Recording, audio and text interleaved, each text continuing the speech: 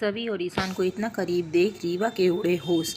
और यहीं पर आएगा सीरियल गुम है किसी के प्यार में आगे आने वाले अपकमिंग एपिसोड में जबरदस्त चेक। जी हाँ दोस्तों, जैसे अक्का साहब की बात मानकर रीवा निशिकांत के साथ ईशान को लेने रामटेक पहुंच जाती है, लेकिन वह जैसे ही वहां पहुंचती है तो सभी और ईशान को बेहद करीब पाकर उसके होश उड़ जाते हैं। वहाँ सभी को सांस से सांसें देता हुआ ईशान नजर आता है और कहता है कि तुम्हें लौट कर आना होगा, सभी मेरे लिए तुम ऐसा नहीं कर सकती, मैं तुम्हें कुछ भी नहीं होने दूंगा। वहीं रीवा और निशिकांत ये देखकर उनके होश उड़ जाते हैं। रीवा ईशान के पास जाती है और उसे कहती है कि मैं सभी को देखती हूँ, तो ईशान रीवा को वहाँ से हटा देता है। फिर ईशान फिर सभी को खुद से सांसें देने लगता है, जिससे सभी को होश नहीं आता है। और वहीं ईशान रोते हुए अपनी फीलिंग का इजहार करते हुए नज़र आता है और कहता है हुए नज़र आएगा कि सभी मैं तुम्हारे बगैर नहीं जी सकता, प्लीज़ तुम्हारा इस दुनिया में कोई नहीं है और तो मैं हूँ ना तुम्हारे लिए।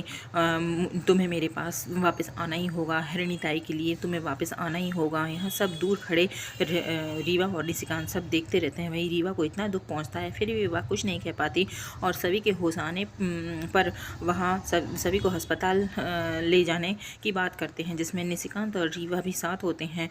वहाँ हॉस्पिटल पहुँचते हुए सभी की हालत तो पहले से सही हो जाती है, लेकिन हिरणी ताई की तबीयत सही नहीं होती है और उन्हें अच्छे हॉस्पिटल में शिफ्ट करना होगा।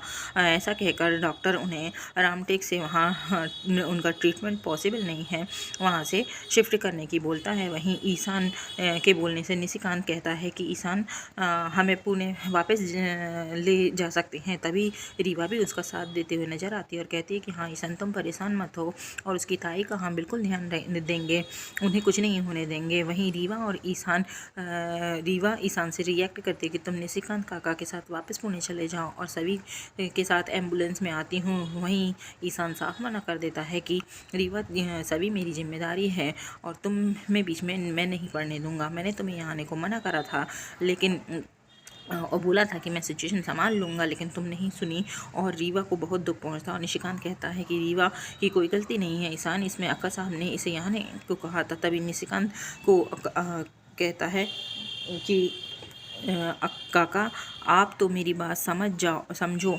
आज सभी के साथ जो कुछ भी हुआ है इसमें हमारा परिवार जिम्मेदार है और उसने हमारी ध्रुवा की ज़िंदगी बचाई है। और वहीं निशिकांत इमोशनल हो जाता है और ईशान की बातों से सहमत होकर और उसे कहता है कि ठीक है वाड़ा, जैसे तुम्हें सही लगे।